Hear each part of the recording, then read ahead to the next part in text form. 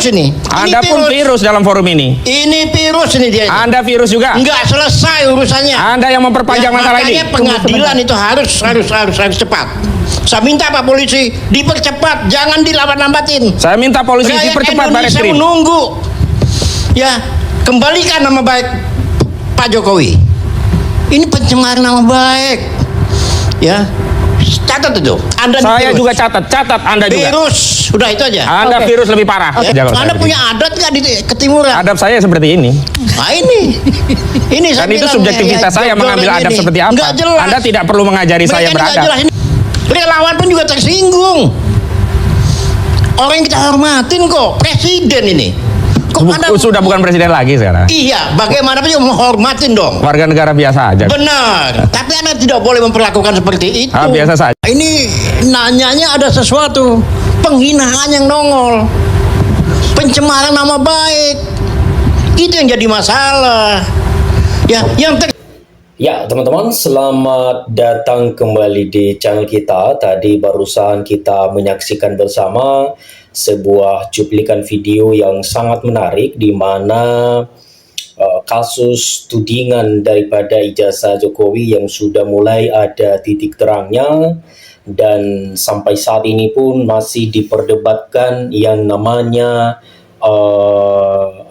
penemuan-penemuan daripada Roy Suryo dan Dr. Tifa. Karena mereka ini tinggal beberapa orang lagi, teman-teman, ya.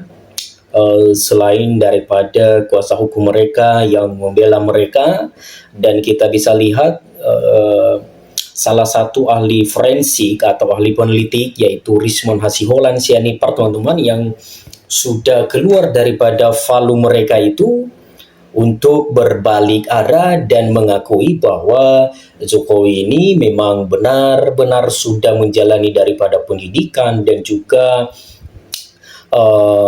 dia katakan dia menemukan kesalahan teknis lah ya dalam buku penelitiannya itu, dan bahkan dia kemarin, teman-teman, sudah berjanji akan mencabut kembali buku yang sudah dia edarkan itu karena atas perlakuannya sendiri, dan dia mengakui.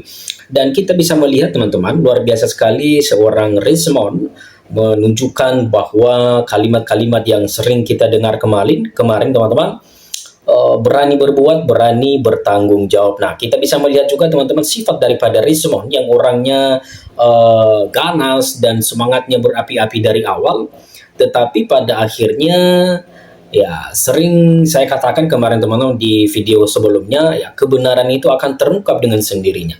Kebenaran itu akan mengalahkan segala-galanya. Kalaupun kita sekarang happy dengan kebohongan yang sudah kita perbuat, apapun yang misalnya hal-hal kecil itu, apalagi ketika menyangkut dengan hal-hal politik, apalagi di hukum ini, teman-teman. Nah, pada akhirnya kan ujung-ujungnya ya Rismond sendiri yang kena imbasnya, apalagi ini udah beredar ke publik. Bahkan dia mengatakan, saya berani mengatakan bahwa penemuan saya ini salah dan ada kekeliruan. Dan ketika dia mengakui itu, dia langsung minta maaf dan datang ke tempat atau di kediaman daripada mantan presiden kita, yaitu Joko Widodo. Nah, teman-teman, tanpa berlama-lama, mari kita baca beberapa tanggapan, karena di sini sudah ada beberapa tanggapan.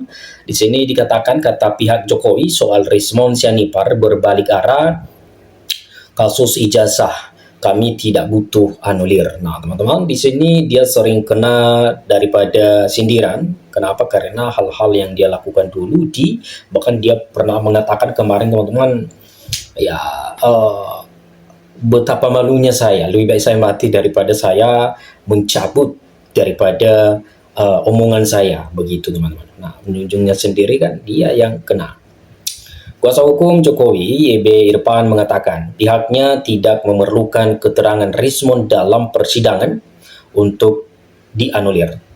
Sebab sejak awal pihaknya sudah keberatan dengan keterangan dari Rismond, Roy Suryo, dan Dr. Tifa dalam persidangan tersebut karena mereka berstatus sebagai tersangka dalam kasus tudingan ijazah palsu Jokowi.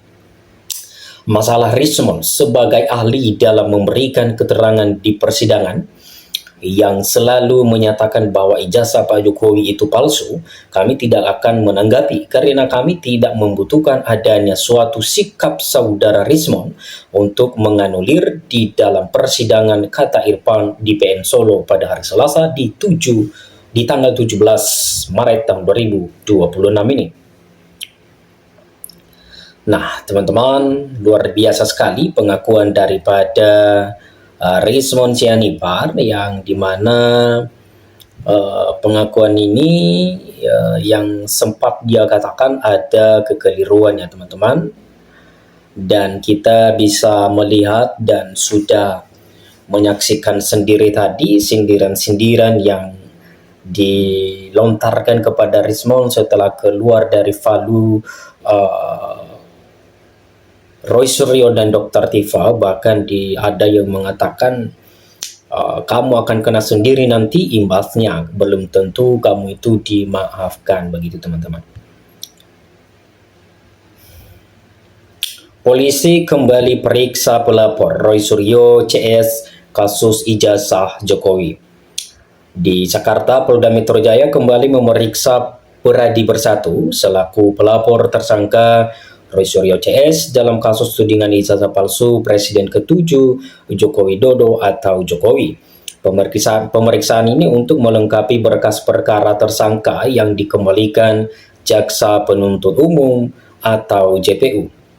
Sekretaris Jenderal atau Sekjen Peradi Bersatu Ade Dermawan mengatakan ia telah menyampaikan keterangan dengan sejelas-jelasnya perihal laporan yang dibuat.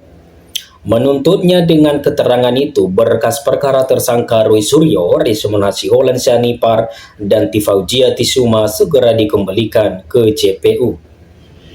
Sehingga artinya minggu depan sudah boleh dilimpahkan kepada kejaksaan untuk kita memperoleh kepastian hukum bahwa penyidik kejaksaan setelah nantinya minggu depan menerima berkas perkara sudah harus menemukan sikap paling tidak dalam waktu 7 hari, kata Ade di Polda Metro Jaya di Jakarta Selatan di Jumat lalu di tahun 2026. Ade menyebut ada 20 pertanyaan yang dilontarkan penyidik di Treskrim Polda Metro Jaya. Pertanyaan berkembang tidak hanya pencemaran nama baik dan ujaran kebencian, tapi juga manipulasi data elektronik. Kemudian Ade mengatakan pertanyaan disesuaikan dengan alat bukti yang ada, sehingga ia memprediksi kasus ini tidak bisa selesai begitu saja. Para tersangka diyakini akan duduk di meja hijau dan menerima hukuman pidana atas perbuatannya. Jadi intinya bahwa pertanyaan saya hari ini betul-betul sangat substansial terhadap penyesuaian alat bukti. Jadi saya menganggap bahwa ini luar biasa sekali. Ini sangat-sangat menjerat sekali untuk mereka, ungkap Ade.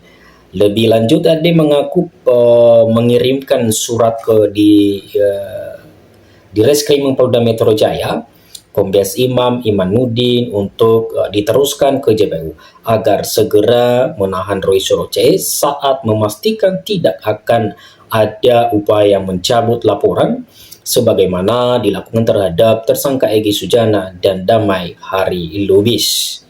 Nah, teman-teman, itulah beberapa dulu pembahasan kita di video kali ini, dan jangan lupa dukung terus teman-teman, karena ini masih ada lagi episode selanjutnya. Sekian dan terima kasih. Salam inspirasi, salam NKRI, harga mati.